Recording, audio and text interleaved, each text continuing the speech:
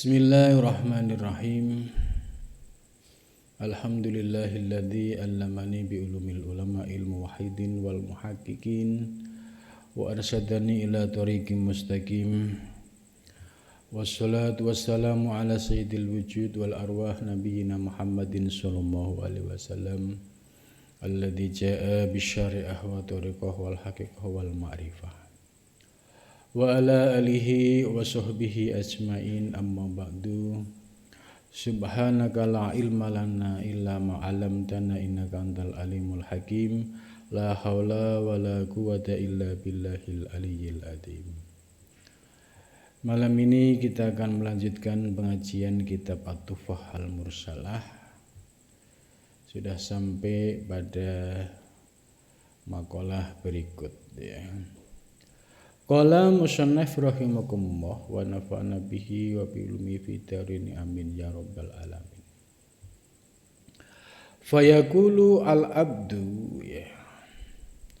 Fayaqulu maka berkata siapa al-abdu hamba.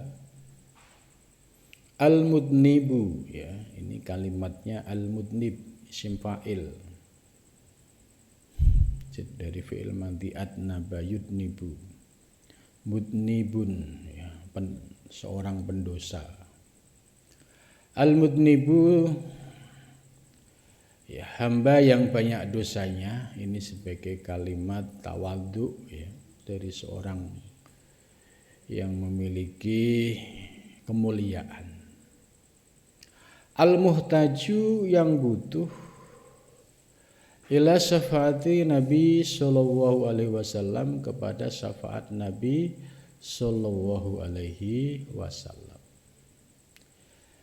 Jadi fayaqulu di sini adalah Syekh Fadlullah Al-Burhanpuri yang menganggap dirinya sebagai seorang hamba yang penuh dosa dan sangat membutuhkan syafaat baginda Nabi besar Muhammad sallallahu alaihi wasallam.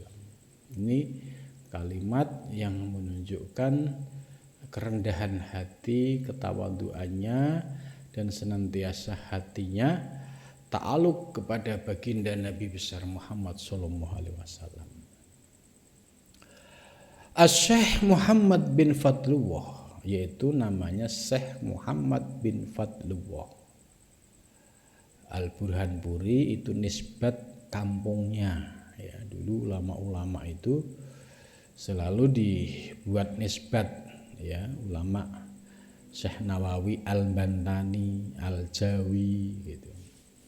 Syekh Samsuddin As-Sumatrani, Syekh Abdul Rauf As-Singkili. Nah, ini nisbat ya.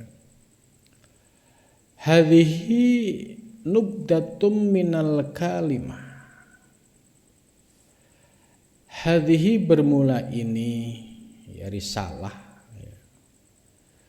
Nubdatun itu ringkasan minal kalimati dari beberapa kalimah fi ilmil haqaiqi di dalam ilmu hakikat ya. Nah, di muqaddimah ini sudah disampaikan oleh mu'alifnya bahwa risalah kitab ini, yaitu kitab At-Tuhfah Al-Mursalah, isinya hadhihi nubdatun minal kalimat fi ilmil haqaiq, yaitu ringkasan dari kalimah-kalimah dari dalam ilmu hakikat.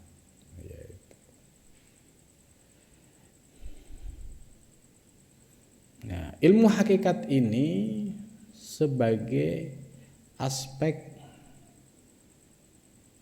batiniah yang melengkapi ilmu syariat. Jangan sampai dipahami terpisah-pisah.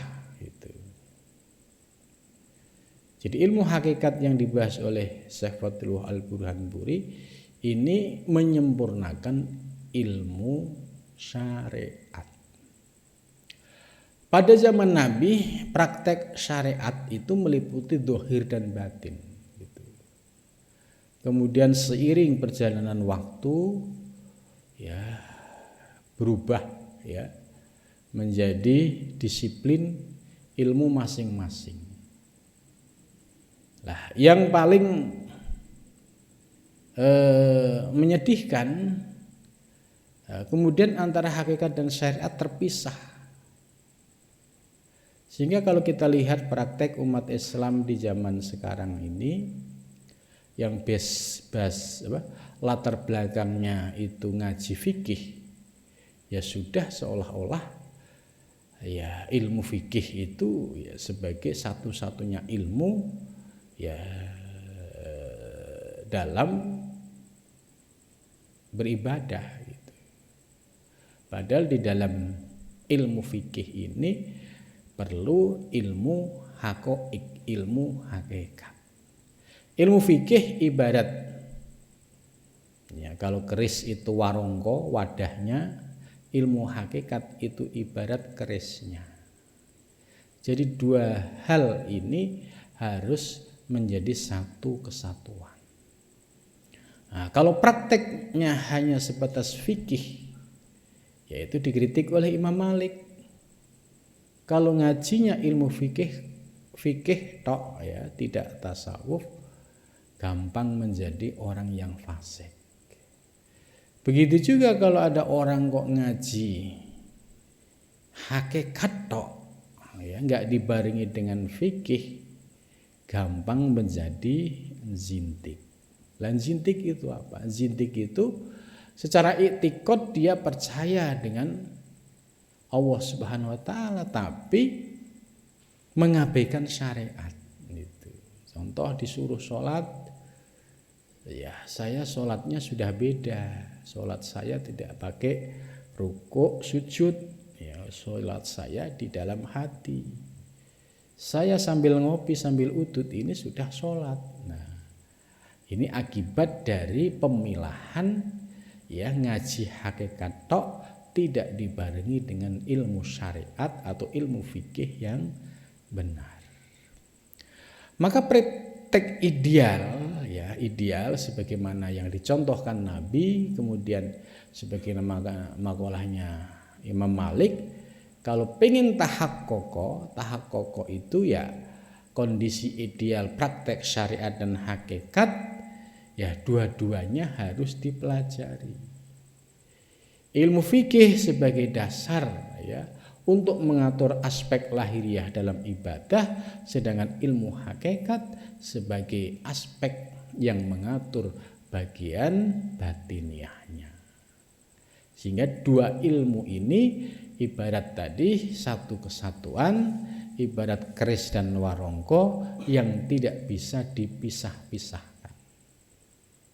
Nah, kalau seorang santri ya setelah ngaji ilmu fikih lintas madhab, lintas kitab, supaya sempurna ya harus diisi kajian hakikat ya supaya ngerti intisari atau sir asror dari syariat itu. Nah, kalau tidak bagaimana? Kalau tidak ya wudunya pakai fikih tok, sholatnya pakai fikih tok. Ya, di dalam fikih sholat lupa sama Allah itu tetap sah. Gitu. Karena nggak ada syarat sahnya sholat itu harus ingat Allah.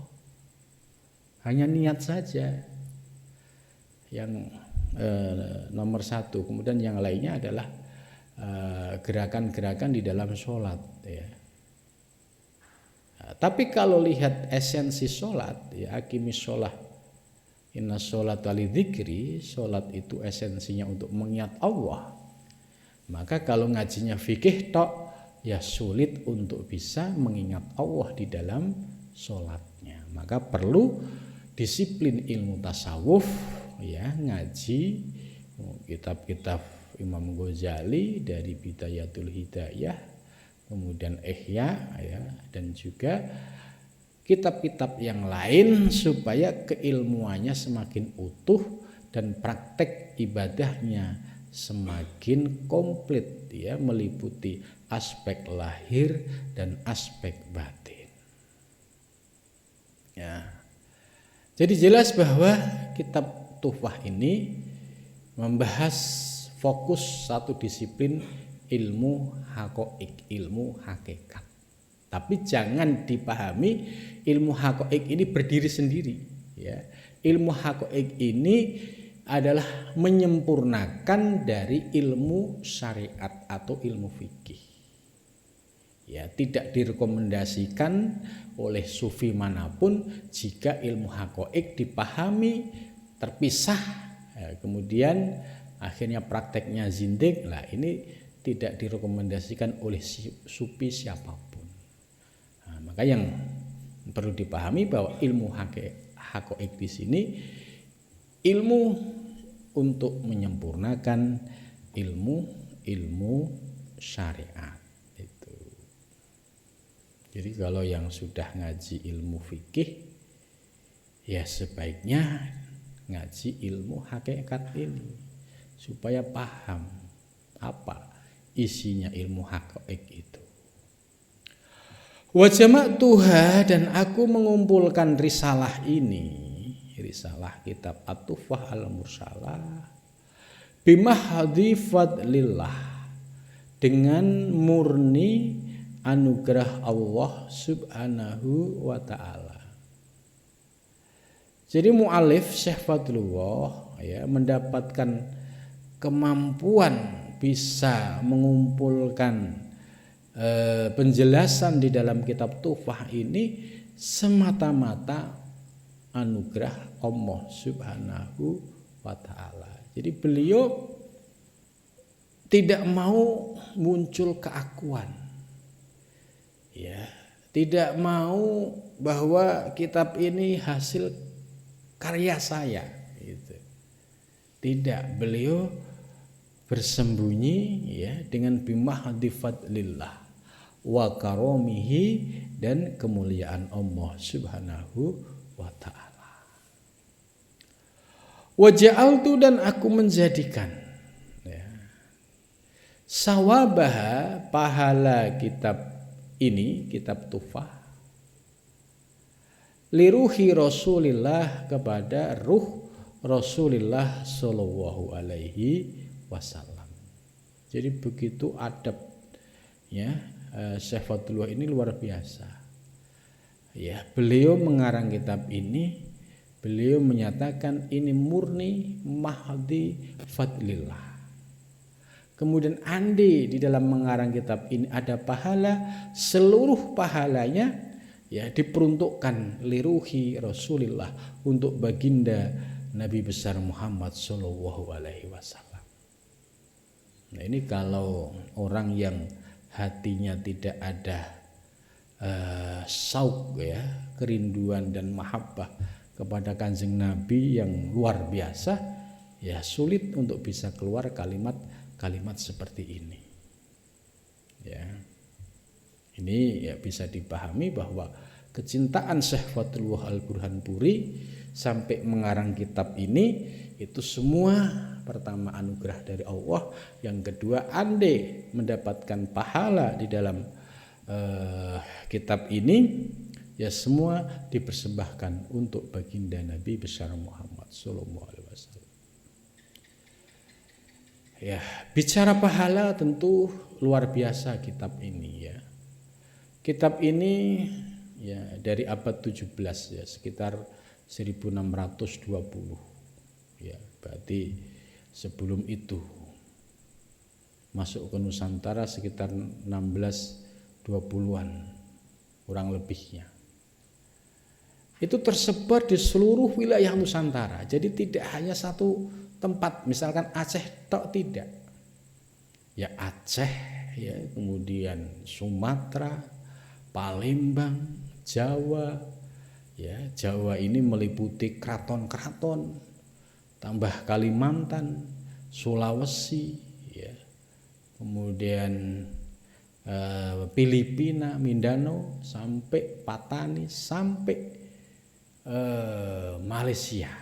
Hampir wilayah Nusantara ini dulu abad 17, 18, 19 itu kitab ini diajarkan oleh ulama-ulama besar di Nusantara. Tapi di abad 20 kitab ini redup hilang. Abad 21 ini muncul kembali. Itu. Maka tiap Ramadan sengaja saya baca ya supaya ya mengingatkan bahwa generasi-generasi yang sekarang ini perlu mengenal kitab ini, karena kitab ini dulu menjadi rujukan hampir 3 abad ulama Nusantara. Dan kitab ini ibarat mutiara. Lah frekuensi orang yang senang ilmu haqaiq begini ini tidak banyak gitu. Apalagi hampir 1 abad di Nusantara dari 1900 ke atas itu hampir kitab ini ya tidak muncul sama sekali, hanya dibaca oleh ulama-ulama secara sembunyi gitu.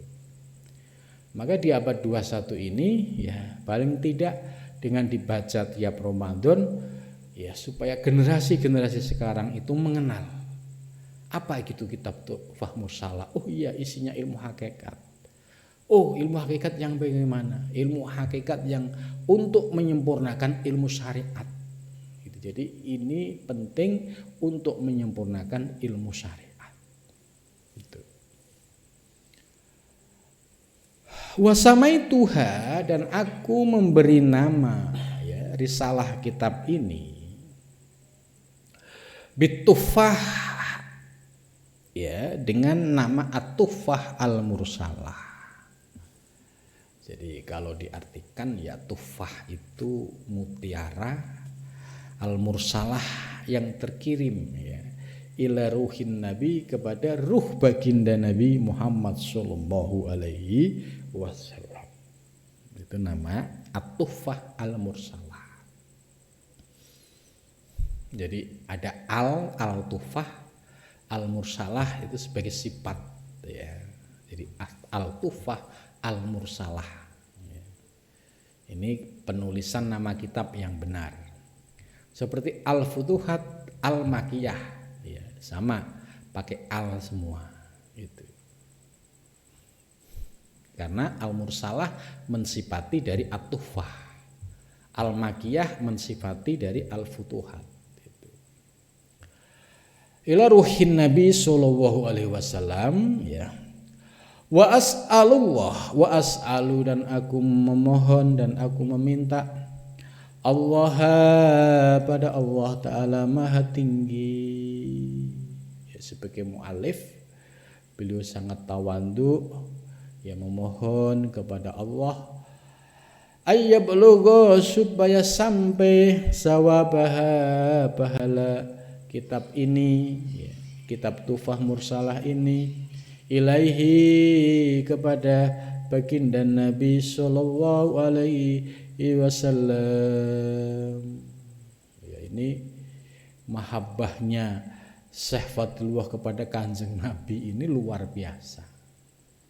Ya sampai ya memohon mudah-mudahan pahala kitab ini ya terkirim kepada baginda Nabi besar Muhammad sallallahu alaihi wasallam.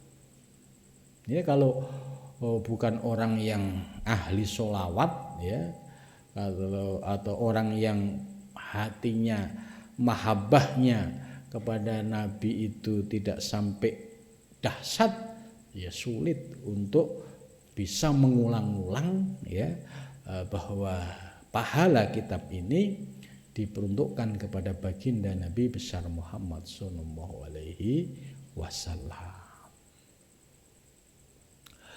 Innahu, sesungguhnya Allah ala kulli syai'in, atas tiap-tiap sesuatu, qadirun, itu kuasa. Jadi bagi Allah ya kuasa atas segala sesuatu. Wabil ijabati, dan dengan ijabah ya, jadirun ya,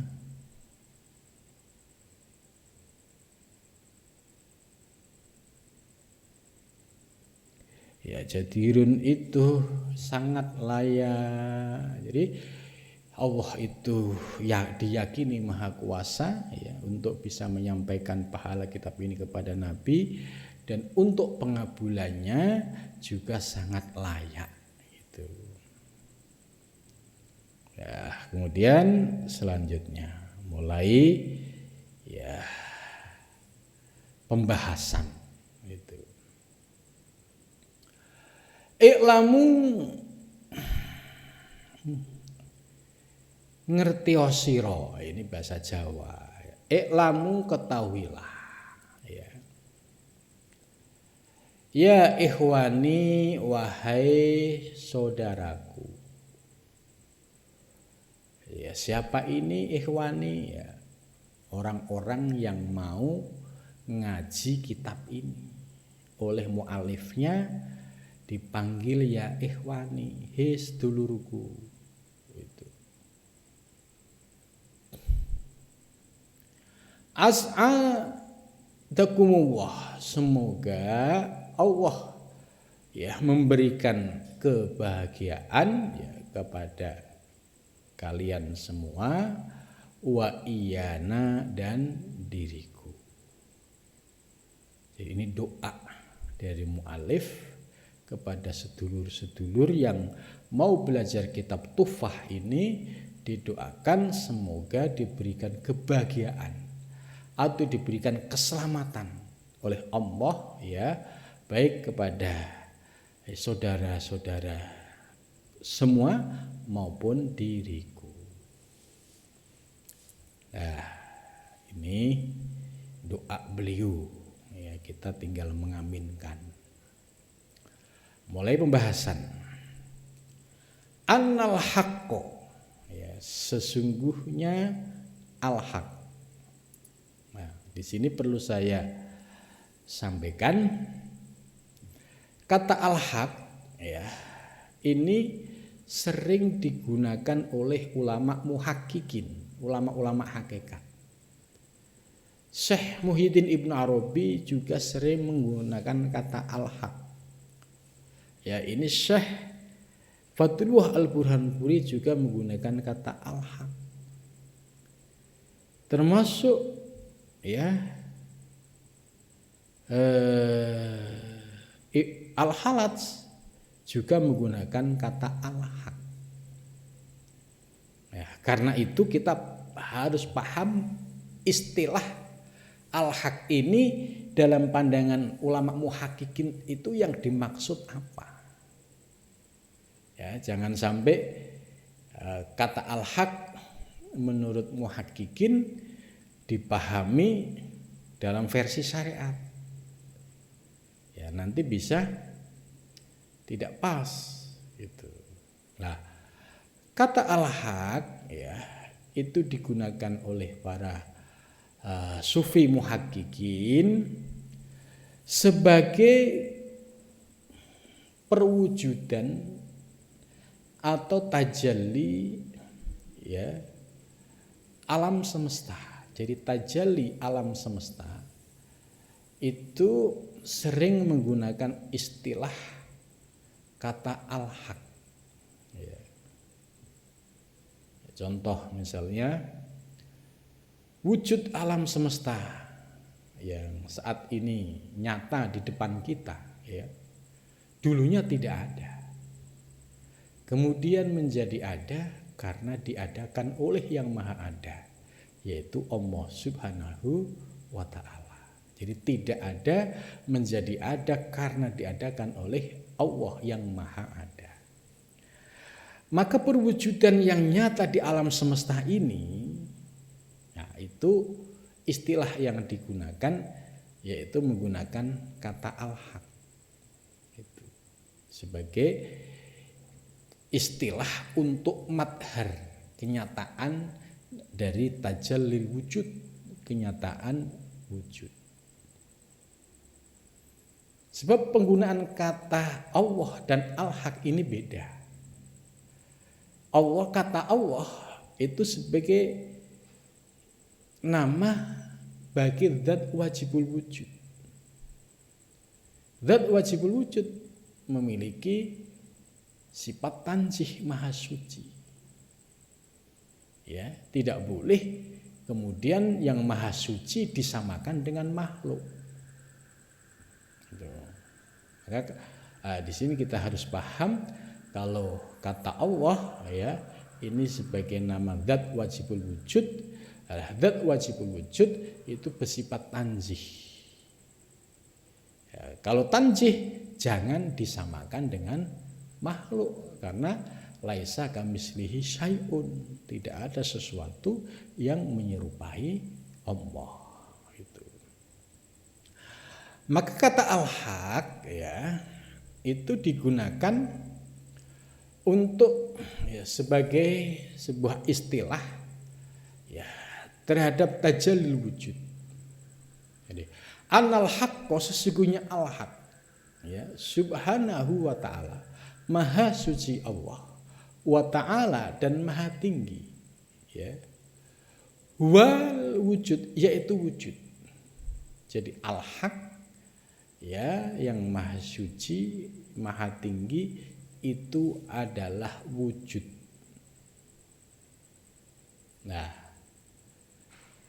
ini wujud dalam pengertian masih umum. Ini wujud dalam pengertian masih umum. Nah, nanti akan dijelaskan wujud ada dua. Ada wujud yang wajibul wujud, ada wujud yang mumkinul wujud. Jadi ada wujud wajibul wujud, ada jaizul wujud atau mumkinul wujud. Nah, wujud yang wajibul wujud ya ini wa anna dzalikal wujud dan sesungguhnya wujud itu laisa tidak ada lahu bagi wujud apa syaklun sakal itu bentuknya wal haddun dan tidak ada batasannya.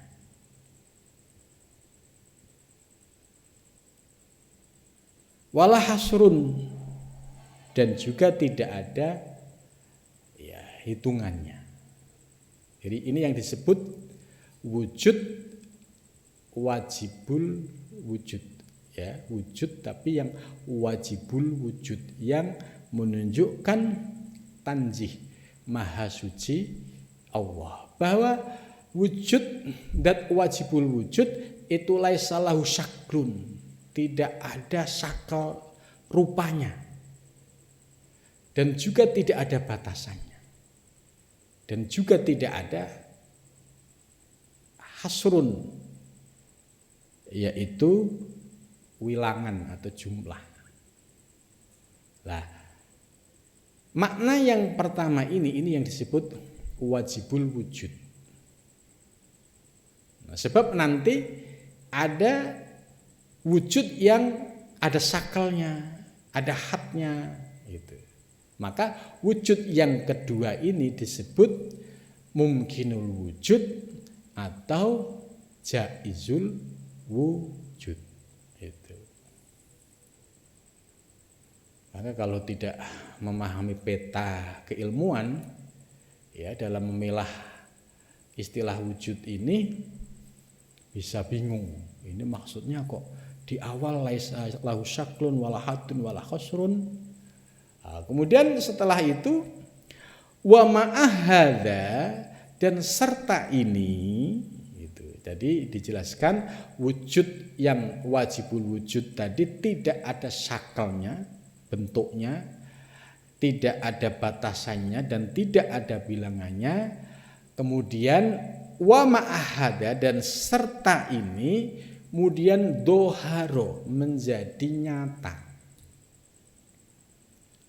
Ya, menjadi nyata wa tajalla dan menjadi tajalli. Tajalli juga nyata. Dengan apa? Bisakli, dengan bentuk. Wal haddi dan batasan. Nah, maksudnya begini. Wujud yang wajibul wujud tadi bersifat qadim.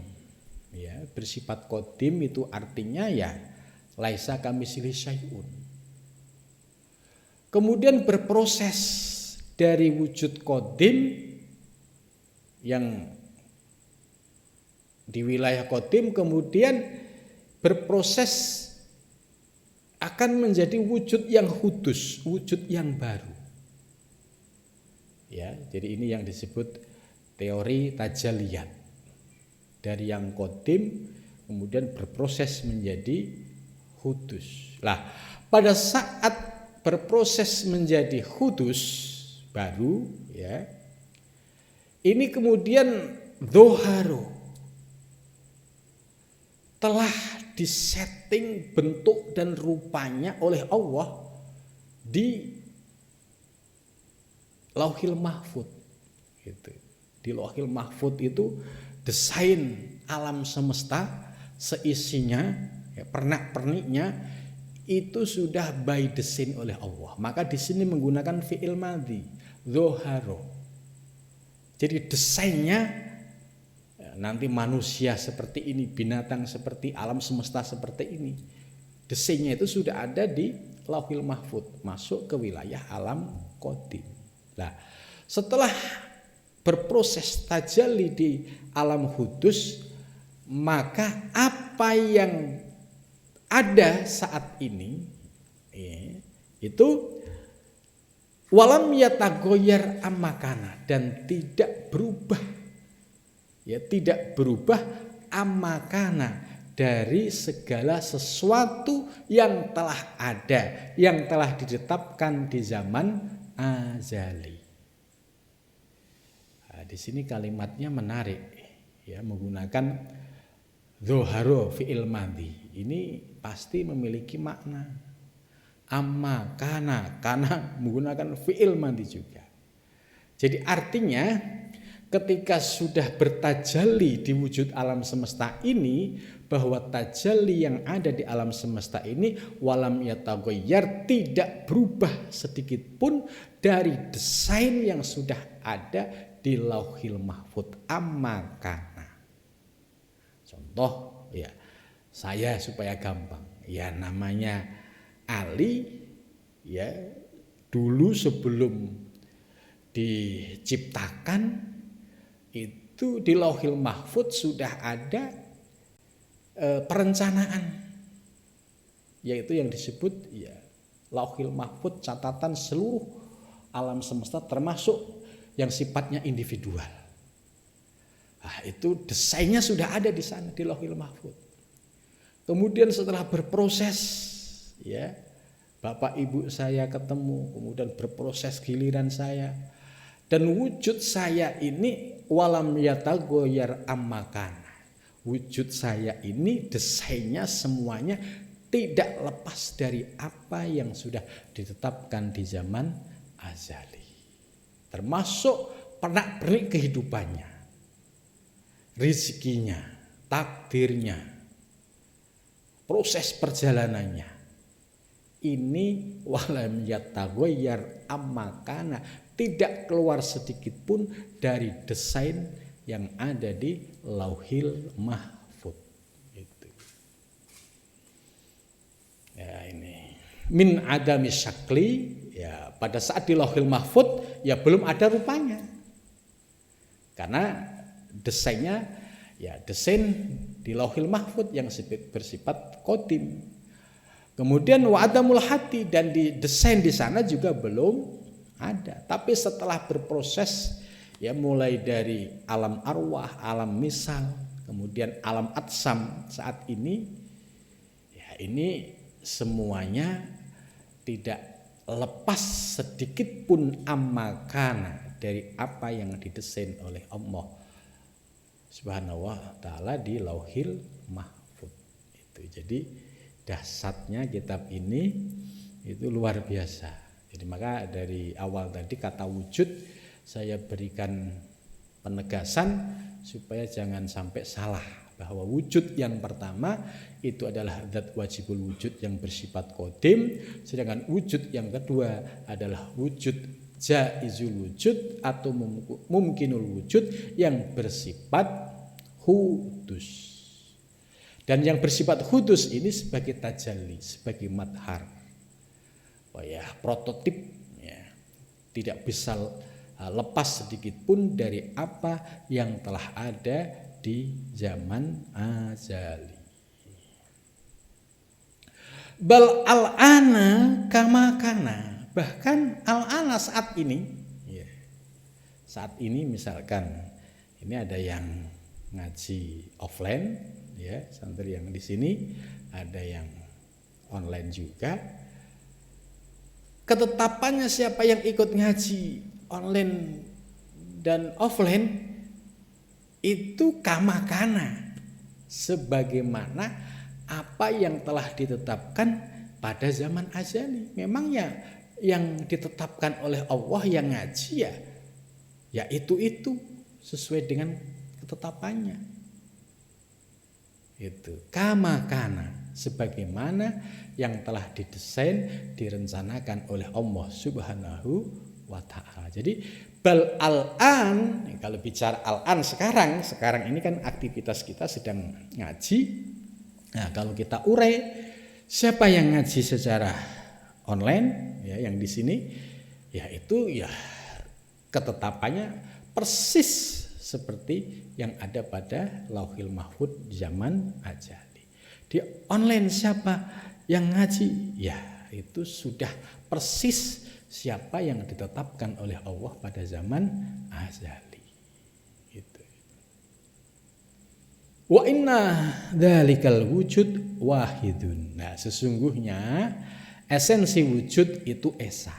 Jadi esensi wujud itu esa, hakikatnya. Ya. Wal ilbas mukhtalifah, sedangkan rupanya beragam. Jadi hakikat wujud satu. Ya, hakikat wujud satu. Kemudian wal ilbas mukhtalifah, rupanya beragam. Seperti ragamnya makhluk yang ada di alam semesta, itu ilbas mukhtalifah wa muta'addidah, dan ya istilahnya tak terhitung jumlahnya, muta'addidah, saking banyak jumlahnya. Ya, seperti kayak pohon, binatang ya, kemudian ragam manusia dengan berbagai macam modelnya ya. Ini namanya ilbas mukhtalifah wa muta'addidah. Itu. Jadi rupa-rupanya banyak, tapi hakikatnya wahid, satu. Disebut wahid itu kalau ditarik dari wujud yang banyak di alam semesta ini, kalau ditarik kepada sumbernya, kepada hakikatnya, ya pasti kembali kepada Allah. Maka satu itu. Maka ada teori suhudul kasroh fil wahdah, pandang yang banyak yaitu semesta, kemudian pada yang satu yaitu kembali kepada Allah Subhanahu wa ta'ala. Ya, ini supaya kita paham, oh iya, adanya alam semesta seisinya ini kalau diurut ya dulu tidak ada kemudian menjadi ada, ya semua kembali kepada Allah Subhanahu wa ta'ala. Wa inna dzalikal wujud, dan sesungguhnya wujud itu hakikatu jam'il maujudat. Nah, wujud yang esensi tadi itu hakikat semua yang ada gitu. Jadi wujud yang wajibul wujud ya, itu menjadi esensi segala wujud yang mumkinul wujud, wujud yang jaiz, wujud yang sifatnya makhluk. Itu wabatinuha, dan aspek batinnya itu. Jadi wujud yang ada meliputi lahir batin, ya kalau ditarik semuanya kembali kepada wujud yang esa. Wa inna jami'al kainat, dan sesungguhnya seluruh kainat alam semesta, kayak kainat kaun itu sering digunakan oleh ulama-ulama muhaqqiqin untuk nama ya alam semesta. Ya al-kaun ya alam semesta ini jamaknya kainat. Dan sesungguhnya semua wujud yang nyata di alam semesta hatta darah sampai sebesar biji sawi. Ya biji sawi ini kan ya sangat kecil lah itu. Sampai sebesar biji sawi la tahlu tidak bisa lepas andalikal wujud dari wujud tersebut gitu. Jadi wujud sebesar biji sawi pun juga tidak lepas dari wujud yang hakiki tadi, yang wajibul wujud tadi. Gitu. Jadi akhirnya kita bisa memahami bahwa wujud alam semesta sampai wujud seberat biji sawi, ya tidak ada yang mewujudkan, ya kecuali Allah Subhanahu wa ta'ala. Maka ketika kita melihat wujud alam semesta dengan panoramanya, wujud ya makhluk dengan segala bentuk dan tingkah lakunya, tapi secara ilmu tauhid kita harus mampu memandang, mengembalikan bahwa semua yang wujud tadi kembali kepada yang satu, yaitu Allah Subhanahu wa ta'ala. Ini yang disebut teori syuhudul wahdah, memandang yang banyak ya kembali kepada yang satu, yaitu Allah Subhanahu wa ta'ala. Cukup sampai di sini. Mudah-mudahan penjelasan malam ini bermanfaat. Ya, wal muwaffiq ila thariq. Assalamualaikum warahmatullahi wabarakatuh.